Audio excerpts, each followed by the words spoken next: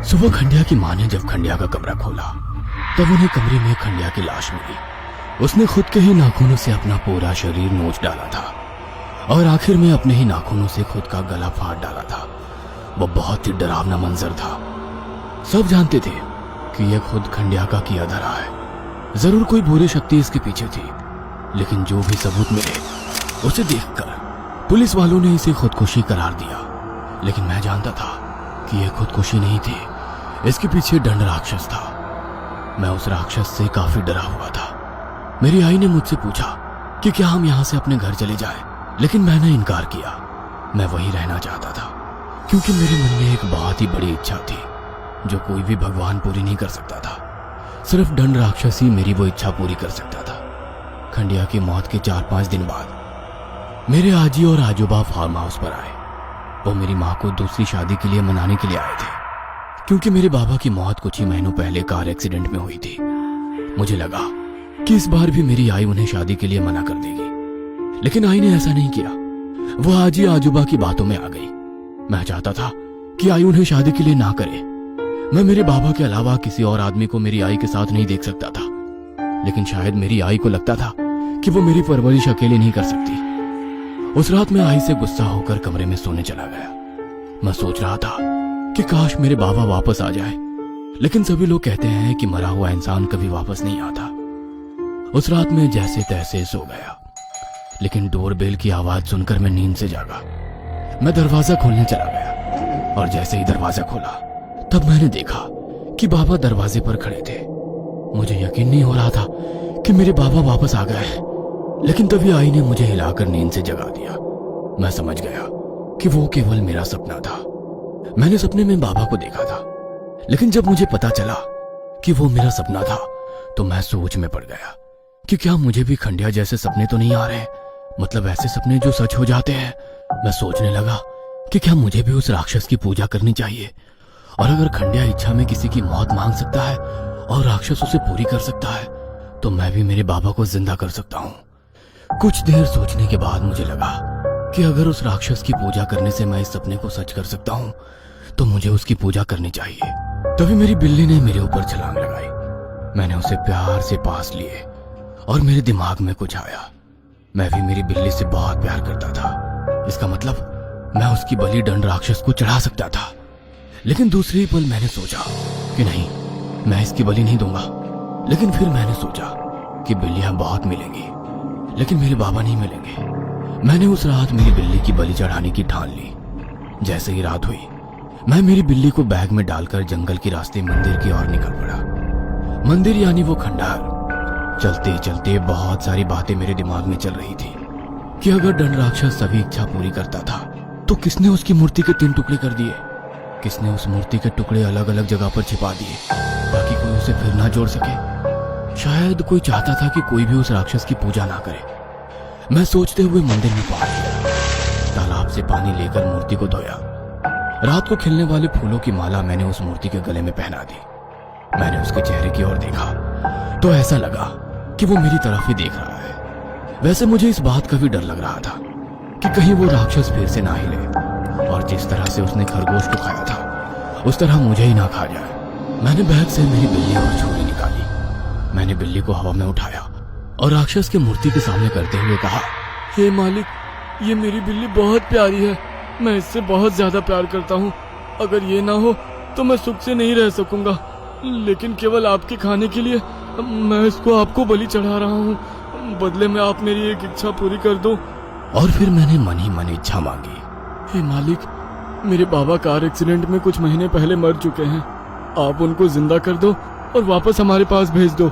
उसके बाद मैंने ना चाहते हुए भी वो छुरी बिल्ली के गले में रख दी। मेरे हाथ कांप रहे थे।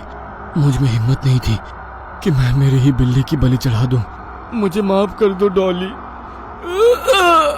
ऐसा कहकर मैं जोर से चिल्लाया और मैंने उसका गला काट दिया।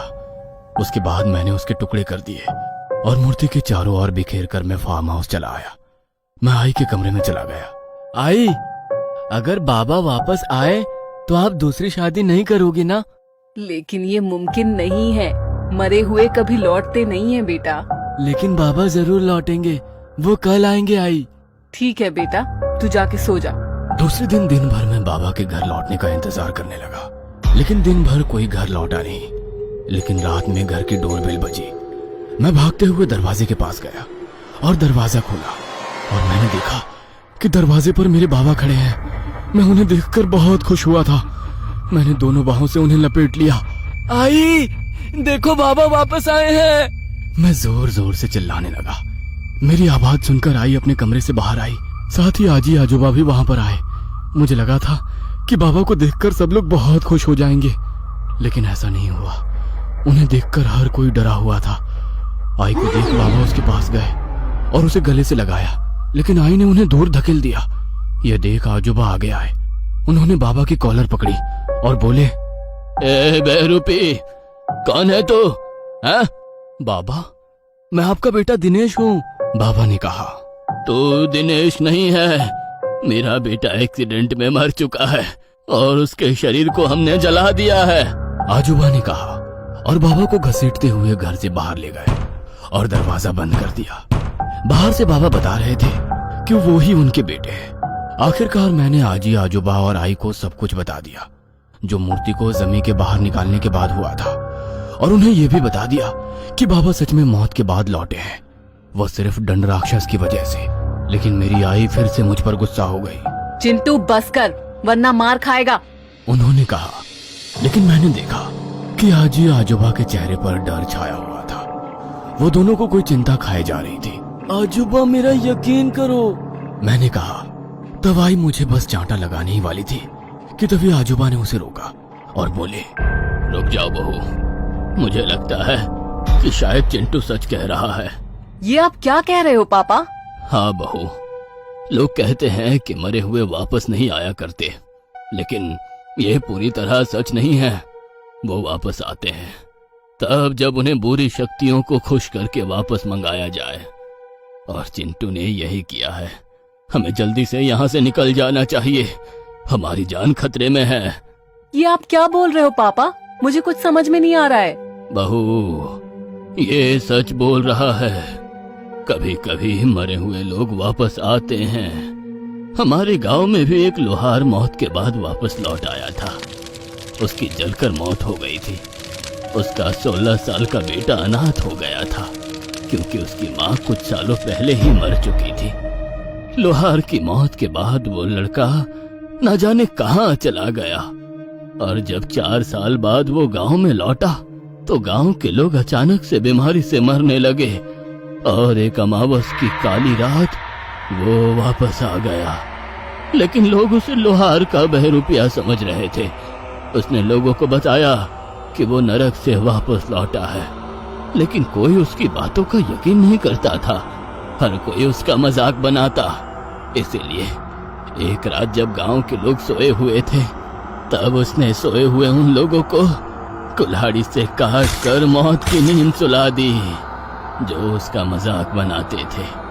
और दूसरे दिन सुबह उसने अपना गुनाह कबूल भी कर लिया। तब गुस्सा हुए गांव वालों ने उसे जिंदा जला दिया। बेटी, मरे हुए लोग जो वापस आते हैं वो क्रूर होते हैं। उसमें दया प्यार ऐसा कुछ नहीं होता। वो निर्दयी होते हैं। और जैसे चिंटू ने बताया है, अगर दिनेश नरक से लौटा है तो वो हमारे लिए खतरा है और हमें जल्दी से यहाँ से निकलना पड़ेगा। की बातें सुनकर मेरी आई भी चकरा गई थी। मैंने उसकी आंखों में डर देख लिया था, साथ ही मैं भी घबरा गया था। बहू, तुम लोग पीछे दरवाजे से चुपके से कार की तरफ जाओ, मैं अभी कार की चाबी लेकर आता हूँ, आजोबा ने कहा। और आई, आजी और मैं पिछले दरवाजे से पार्किंग में चले गए। लेकिन तभी कार के पीछे से बाबा बाहर निकले। वो गुस्से में थे। ये देख आई और आजी पीछे छुप गए। क्या रे बुढ़िया, कहाँ ले जा रही है मेरे बेटे और बीवी को? उन्होंने गुस्से में आजी से कहा। अरे कुछ नहीं बेटा, चिंटू बीमार था तो हमने सोचा कि उसे अस्पताल ले आते हैं। आजी ने डरते हुए कहा। तभी बाबा ने आजी को एक चपेट मारा और आजी नीचे गिर गई। बाबा बहुत गुस्से में लग रहे थे। झूठ बोलती है बुढ़िया, उन्होंने कहा। और वो हमारी तरफ बढ़े। उन्होंने आई का हाथ पकड़ा और बोले, भाई को, बहुत दिन से हम दोनों ने साथ में रात नहीं गुजारी। चलो घर के अंदर चलते हैं। यह सुनकर मेरी आई घबरा गई। उन्होंने अपना हाथ बाबा के हाथ से छुड़ाने की कोशिश की, लेकिन बाबा ने जोर से उन्हें पकड़ा था। तब बाबा गुस्सा हो गए और उन्होंने आई को भी चांटा मारा और आई नीचे गिर गई। बाबा ने आई के बाल पकड़े और उसे घसीटते हुए घर के अंदर ले जाने लगे कि तभी आजोबा वहां पहुंचे और उन्होंने बाबा के सर में फावड़ा मारा। वैसे बाबा जमीन पर गिर गए। बहू उठ जाओ, आजोबा ने कहा और हम सब कार के अंदर बैठ गए। आजोबा ने कार स्टार्ट की और वो गियर डालने ही वाले थे कि तभी मेरी नजर खिड़की के बाहर गई, जहां पर बाबा कुछ देर पहले जमीन पर गिर गए थे। वो अब वहां पर नहीं थे। तभी मेरी नजर ड्राइविंग सीट के खिड़की में गई। वहां बाबा खड़े थे। आजोबा खिड़की में देखिए, मैंने चिल्लाकर उन्हें कहा, लेकिन तभी बाबा ने खिड़की पर मारा और वो कांच तोड़कर सीधा आजोबा के सर में घुस गया। बाबा ने आजोबा को फावड़े के साथ खिड़की से बाहर खींचा और वो उनके सर में लगातार फावड़े से वार करने लगे। ये देख मेरी तो चीख निकल गई थी। मैं अपने होश में नहीं था, लेकिन तभी बैक सीट से आई आगे आई और उसने कार वहां से निकाली। मैंने मुड़कर देखा तो बाबा अभी भी गुस्से में चिल्लाते हुए आजोबा के सर को फावड़े से कुचल रहे थे। हमारी कार गेट के पास पहुंची। तब आई ने वॉचमैन को हॉर्न बजाकर गेट खोलने के लिए कहा, लेकिन वॉचमैन अपने ऑफिस से बाहर ही नहीं आ रहा था। लेकिन पिछली सीट से मैं ऑफिस में पड़ी वॉचमैन की खून से सनी लाश देख सकता था। आजी ने भी वो देखा और वो खुद गेट खोलने के लिए कार से बाहर उतरी। आजी गेट खोल ही रही थी कि तभी मैंने खिड़की से पीछे देखा कि बाबा हाथ में फावड़ा लिए कार की ओर भागते हुए आ रहे हैं। रुक बुढ़िया, तुझे आज नहीं छोड़ूंगा। आजी जल्दी करो, बाबा आ रहे हैं, मैं चिल्लाया। आजी ने थोड़ा गेट खोल दिया था, लेकिन उसमें से कार नहीं जा सकती थी। आजी जल्दी आओ, वो पास आ गए हैं। बस आ रही हूँ, आजी ने कहा। तब तक आजी ने कार गुजर सके इतना गेट खोल दिया था और वो दरवाजे की तरफ आई, लेकिन वो अंदर आए इससे पहले ही बाबा ने उनके सर में भी फावड़ा मारा और आजी जमीन पर गिर गई। मैं और आई जोर से चीखे। मैं रोने लगा, लेकिन आई ने कार वहां से भगाई। मैंने मुड़कर देखा तो बाबा आजी के सर में भी बार बार फावड़े से हमला कर रहे थे और आजी का सर कुचल रहे थे। यह देख मैं रो पड़ा। मेरी गलती की वजह से आज मेरे आजी आजोबा इस दुनिया में नहीं थे। पहले मेरी गलती की वजह से खंडिया मर चुका था और अब आजी आजोबा। हम लोग कार से पहाड़ उतर रहे थे। शायद हम वहां से कहीं दूर जाने वाले थे, लेकिन मैं जानता था कि बाबा हमारा हर जगह पीछा करेंगे और जो गलती खंडिया और मैंने उस मूर्ति को बाहर निकाल कर की थी वो मुझे सुधारनी भी थी, क्योंकि अगर मैं और आई वहां से निकल जाते तो कोई दूसरा मासूम उस राक्षस के जाल में फंसता और उसकी पूजा करता। आई कार को तालाब के पास वाले खंडहर की ओर लो, हमें कैसे भी करके उस राक्षस को रोकना होगा।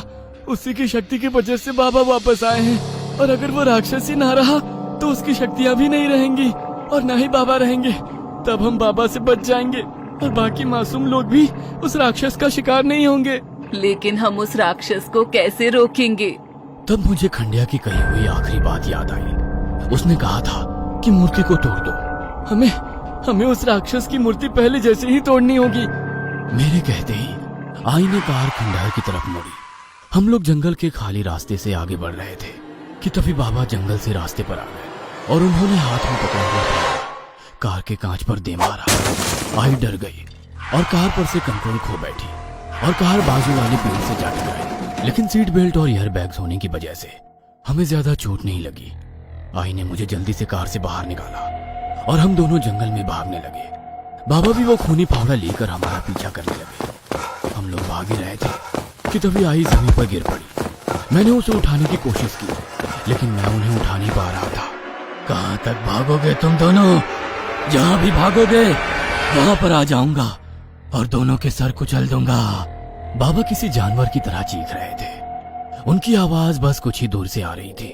बेटा तुम जाओ, वो खंडर इस तरफ है। तुम जल्दी से जाकर उस मूर्ति को तोड़ दो, मैं यहीं कहीं छिप जाऊंगी। नहीं, मैं तुम्हें छोड़कर नहीं जाऊंगा। मैं बाबा को नहीं छोड़ूंगा, मार दूंगा उन्हें। मैं जमीन पर पड़ी लाठी उठाकर रोते हुए बोला, क्योंकि मैं उन्हें नहीं गंवाना चाहता था। अब उनके सिवा मेरा इस दुनिया में कोई भी नहीं था। लेकिन वो जिद पर अड़ी रही। तभी मैंने पीछे से बाबा को आते हुए देखा। बेटा तुझे मेरी कसम है, तू नहीं गया तो देख मैं अपनी जान दे दूंगी।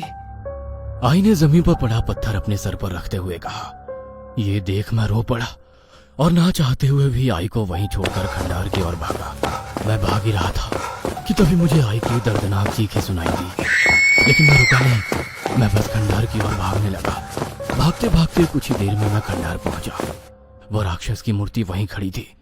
तभी आई की एक दर्दनाक चीख उस जंगल में गूंजी और फिर आई की आवाज हमेशा हमेशा के लिए बंद हो गई।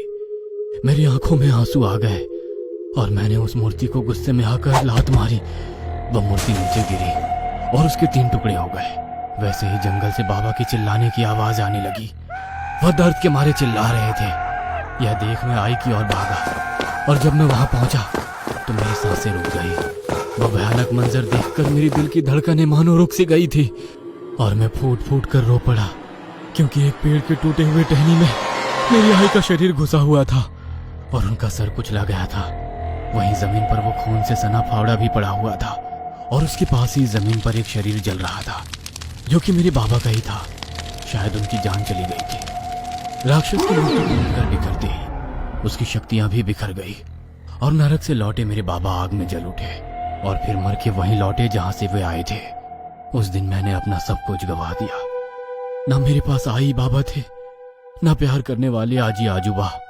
मैं अनाथ बन गया, सिर्फ और सिर्फ मेरी वजह से। अगर खंडिया ने मरते वक्त जो मुझे बताया था, अगर मैं वो करता, यानी कि उस मूर्ति को तोड़ देता, तो आज मेरे परिवार वाले जिंदा होते। उसके बाद मैंने उस राक्षसी मूर्ति के अनगिनत टुकड़े किए और दूर दूर के इलाकों के तालाबों में फेंक दिए, ताकि कोई भी इंसान फिर से उसे जोड़ ना पाए।